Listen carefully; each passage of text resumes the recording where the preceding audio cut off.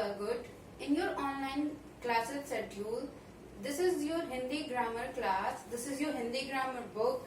In your book content, there is 19 chapter and your first chapter is भाषा, लिपि और व्याकरण, लैंग्वेज, स्क्रिप्ट एंड ग्रामर।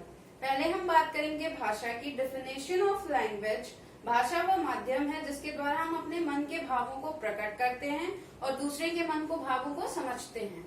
अगर आप देखो तो पूरे पृथ्वी पे सिर्फ मानव ही ऐसा प्राणी है, सिर्फ मानव ही ऐसा स्पीसीज है जो एक दूसरे की भाषा को समझ सकता है।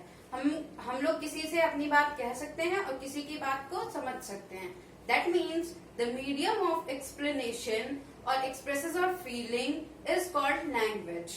भाषा कई तरह की होती है, अलग अलग राज्य की अलग अलग भाषा होती है, अलग देश की अलग भाषा होती है। राज्य की भाषा की बात करें तो उसे हम प्रादेशिक भाषा कहेंगे और देश की भाषा की बात करें तो उसे हम देशीय भाषा कहेंगे। अगर आपको याद हो तो हम लोगों ने 14 सितंबर को हिंदी दिवस सेलिब्रेट किया था। वो इसीलिए क्योंकि हिंदी हमारी राजभाषा है और हिंदी को हम लोग पूरे देश में एक साथ बोलते हैं।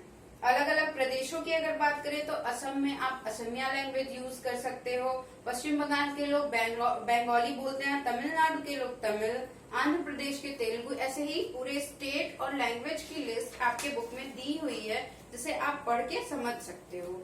नेक्स्ट हम बात करते हैं अंतरराष्ट्रीय भाषा की। अंतरराष्ट्रीय भाषा मीन्स अलग अलग देशों में जो भाषाएं बोली जाती हैं, यानी कि पूरे वर्ल्ड में अलग अलग कंट्रीज में जो भाषाएं बोली जाती हैं उन्हें हम अंतरराष्ट्रीय भाषा कहते हैं। जैसे हिंदी हमारी राष्ट्रीय भाषा है या राजभाषा है, ऐसे ही इंग्लैंड में इंग्लिश बोली जाती है, जर्मनी में जर्मन बोली जाती है, चीन में चाइनीज लैंग्वेज इस्तेमाल की जाती है।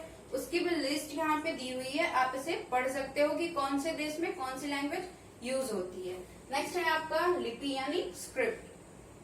किसी भाषा को लिखने का जो तरीका होता है हम उसे लिपि कहते हैं, यानी जो हमारी भाषा है उसे हम हिंदी में जो लिखते हैं तो हिंदी की जो स्क्रिप्ट है वो देवनागरी है और इंग्लिश की स्क्रिप्ट वो रोमन है। आप यहाँ पे देखो, हिंदी की देवनागरी, अंग्रेजी की रोमन, संस्कृत देवनागरी, पंजाबी की गुरमुखी और उर्दू की फारसी। यानी जो भी भाषा हम बोलते हैं, लिखते हैं, पढ़ते हैं, समझते हैं, उसे जिस भाषा में उसे लिखने का जो माध्यम होता है उस भाषा की लिपि कहलाती है। उसके लिखने का जो तरीका होता है उसे हम स्क्रिप्ट कहते हैं। नेक्स्ट आपका आता है व्याकरण यानी ग्रामर। व्याकरण वह ज्ञान है जिससे हम भाषा को शुद्ध रूप से पढ़ना, लिखना व बोलना सीखते हैं। अब बात करते हैं ग्रामर की।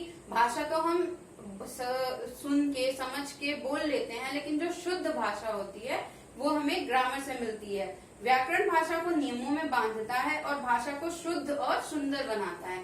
हम लोग जो ग्रामर पढ़ते हैं उसमें हम ये पढ़ते हैं टेंस क्या होता है, जेंडर क्या होता है, अलग अलग चीजों का अलग अलग प्रयोग कहाँ पे होता है, ये हमें ग्रामर से सीखने को मिलता है। तो हम अपनी भाषा को, अपनी लिपि को और शुद्ध बनाते हैं।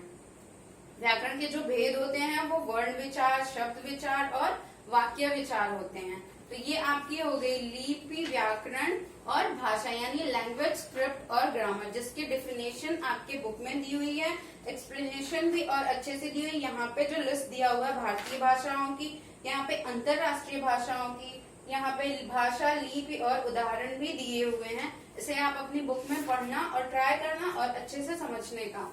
ये आपकी बुक की एक्सरसाइज है जिसे आप ये पीछे पढ़ के और अपने एक्सरसाइजेस को फिल करने की एक बार ट्राई करना।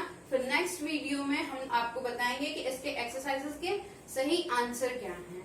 तब तक के लिए आप अपनी पढ़ाई जारी रखना, कंटिन्यू रखना और स्टे होम, स्टे सेफ।